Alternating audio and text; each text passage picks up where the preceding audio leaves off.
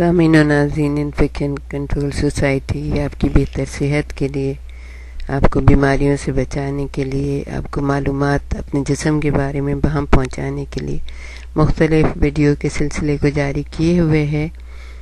ہم آپ کو ماں اور بچے کے بارے میں بتا رہے تھے کہ حمل سے پیدائش اور اس کے بعد چھوٹے بچے کی حفاظت کے بارے میں ہماری ویڈیو کا سلسلہ جاری ہے۔ تو ہم یہ بتا رہے تھے کہ حاملہ خواتین کو کن کن چیزوں کی ضرورت ہوتی ہے حمل کے دوران۔ ویسے تو آپ دیکھیں کہ جسم میں انسان کو کیلوریز کی ضرورت ہوتی ہیں اور اسی لیے وہ کھانا کھاتے ہیں۔ اگر کھانا نہ کھائے تو انسان زندہ نہیں رہ سکتا، تو اس لیے لیکن کھانا بھی ایسا ہونا چاہیے کہ جس کے اندر protein, iron, calcium, folic acid, potassium, ہر چیز موجود ہونی چاہیے تاکہ ایک صحت مند جسم جو ہے وہ اچھے اور اسی طرح سے، یعنی وہ کھانا اس طرح کا نہیں ہونا چاہیے کہ جو انسان کو بہت موٹا کر دے، لیکن جسم کی جو ساری ضروریات ہیں ان کو پورا کر دے ایک صحت مند جسم کی۔ اور جب کوئی خاتون حاملہ ہوتی ہیں تو ان کو زیادہ کیلوریز کی ضرورت ہوتی ہیں، زیادہ ان چیزوں کی ضرورت ہوتی ہیں اپنے جسم کو صحت مند رکھنے کے لیے اور ایک بچے کی نشو و نما کے لیے۔ تو اس کے بارے میں ہم آپ کو بتائیں گے کہ اس کے لیے پروٹین بہت زیادہ ضروری ہے۔ جب آپ کھانا کھائیں تو اس میں پروٹین کی مقدار ہونی چاہیے اچھی خاصی۔ پروٹین نہ صرف بچے کی نشو و نما کے لیے اہم ہے بلکہ خاتون کے رحم اور دودھ پلانے کے مقامات کے لیے بھی انتہائی اہم ہے، کیونکہ یہ دونوں اعضاء حمل کے دوران بڑھ جاتے ہیں۔ حاملہ خاتون کے جسم میں گردش کرنے والے خون کی مقدار بھی بڑھ جاتی ہے۔ یہ بھی پروٹین کی اضافی ضرورت کا ایک سبب ہے۔ حمل کے آخری 6 ماہ میں پروٹین کی اضافی ضرورت 1 کلو گرام کے قریب ہو جاتی ہے۔ چنانچہ اس عرصے کے دوران 50 سے 60 گرام پروٹین روزانہ ماں بننے والی خاتون کو کھانا ضروری ہے۔ پروٹین آپ میں سے بہت سے لوگوں کو یہ پتہ ہوگا، اور جن کو نہیں پتہ ہے ان کو بتا دیتے ہیں کہ دودھ کی بنی ہوئی یعنی ڈیری پروڈکٹ جو ہوتے ہیں اس کے اندر پروٹین وافر مقدار میں ہوتا ہے، جیسے دودھ ہے، دہی ہے، لسی ہے اور مٹر ہے، دالیں ہیں، خشک پھل ہیں جیسے بادام ہے، اخروٹ ہیں، اور پنیر ہے، گوشت ہے، مچھلی اور انڈے ہیں۔ تو انڈے بھی ہم نے جیسے کہ آپ کو بتایا تھا، اگر ہمارے جیسے چھوٹے شہر ہوتے ہیں، گاؤں وغیرہ ہوتے ہیں جیسے، اس میں لوگ عموماً مرغیاں پال لیتے ہیں، تو جو حاملہ خاتون گھر میں ہیں ان کے لیے انڈا بہت ضروری ہے۔ روزانہ کوشش کریں کہ ایک انڈا ان کو مل جائے، اور اسی طرح سے دالیں تو خیر پکتی ہی ہیں، دالوں کا ایک پیالہ وہ لے سکتی ہیں، اور جیسے دودھ وغیرہ بھی ضروری ہے کہ وہ استعمال کریں، کیونکہ یہ پروٹین ان کے بچے کی نشو و نما میں بہتر کارکردگی کا مظاہرہ کر سکتی ہے۔ دوسرا ہے کہ وائٹامنز حاملہ خواتین کی روزانہ وائٹامنز کی ضروریات بھی بڑھ جاتی ہیں۔ وائٹامنز کو گولیوں کی شکل میں کھانا زیادہ سود مند نہیں ہوتا، کیونکہ جسم انہیں براہ راست جذب کرنے کی صلاحیت کھو بیٹھتا ہے۔ ان کے حصول کا بہترین ذریعہ تازہ پھل ہیں، یعنی کوئی بھی ایک تازہ پھل، یہ نہیں کہ بہت سارے پھل کھائیں، دودھ کا گلاس ہے، گوشت ہے، انڈے ہیں اور مچھلی ہے۔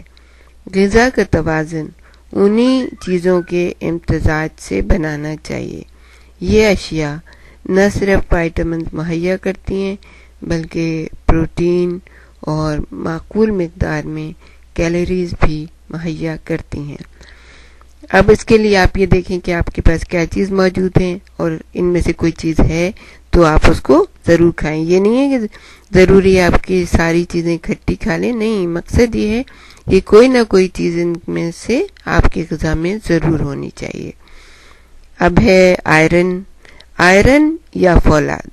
ایسا غذائی جزو ہے جو حاملہ خاتون کو سب سے زیادہ درکار ہوتا ہے، کیونکہ حاملہ خاتون کے جسم میں خون کی مقدار بڑھ جاتی ہے، اس لیے آئرن کی ضرورت بھی بڑھ جاتی ہے۔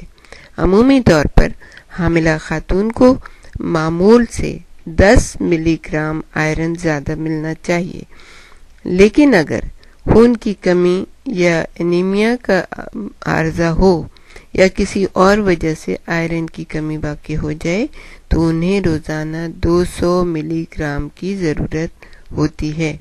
یہ ضروریات گولیوں یا کیپسول کی صورت میں پوری کی جا سکتی ہیں، لیکن یہ نہیں کہ آپ جو مرضی چاہے گولیاں اٹھا کے کھانا شروع کر دیں، یا جو بھی آپ کی پڑوسن نے جو گولیاں کھائی ہیں وہی آپ کھانے نہیں۔ اس کے لیے آپ کو اپنے ڈاکٹر سے ضرور مشورہ کرنا پڑے گا، اور وہ آپ کی جسمانی صحت کے حساب سے آپ کو گولیاں یا کیپسول دیں گی۔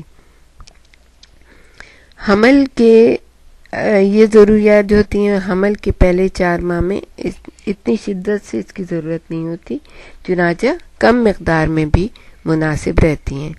گولیوں یا کیپسول کی صورت میں اضافی مقدار رات کو کھانے کے بعد لی جائے تو بہتر ہے، کیونکہ رات کو آنتیں ٹھیک طرح اپنا فعل سر انجام دے سکتی ہیں۔ ویسے تو دن بھر میں ہم مختلف چیزیں کھاتے رہتے ہیں، مسلسل کام میں مصروف ہوتا ہے ہمارا معدہ اور آنتیں، لیکن رات کو ریسٹ کی حالت میں ہوتے ہیں ہم، تو اس میں یہ ہوتا ہے کہ اگر آپ یہ چیز لیں گی تو ایسا ہوگا کہ پھر آنتیں صحیح طریقے سے اپنا فعل انجام دیں گی اور آپ کے جسم میں صحیح طرح فولک ایسڈ یا آئرن کی ضرورت جو ہے وہ پوری ہو جائے گی۔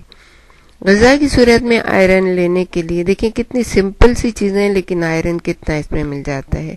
میتھی ہے، جیسے آپ اگر تازی میتھی لیں، میتھی کا جیسے آلو میتھی بنا کے کھا لیں یا جو بھی آپ سمپل طریقے سے کھانے دیں۔ پودینہ ہے، سبز پتوں والی سبزیاں ہیں، مونگ پھلی ہے، تل ہے، باجرہ ہے۔ جیسے ہمارے جیسے ممالک ہیں اس میں خواتین کو جیسے باجرے کے لڈو بنا کے دیے جاتے ہیں، وہ اسی وجہ سے ہوتا ہے کہ اس کے اندر آئرن ہوتا ہے۔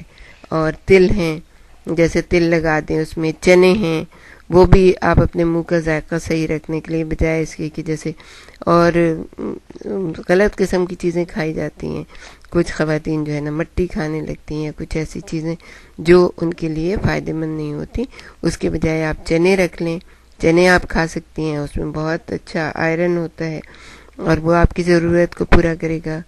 مونگ ہے، ارہر کی دال ہے، مسور کی دال ہے، خشک لوبیا ہے، یعنی کہ لوبیا کو بوائل کر کے آپ اور وہ کھا سکتی ہیں۔ دیگر دالیں ہیں، سویا بین ہے، کھجور ہے، جیسے اگر آپ 2 کھجور بھی کھا لیں گی تو اس میں آئرن کی ضرورت جو ہے نا اچھی خاصی آپ کی پوری ہو جائے گی۔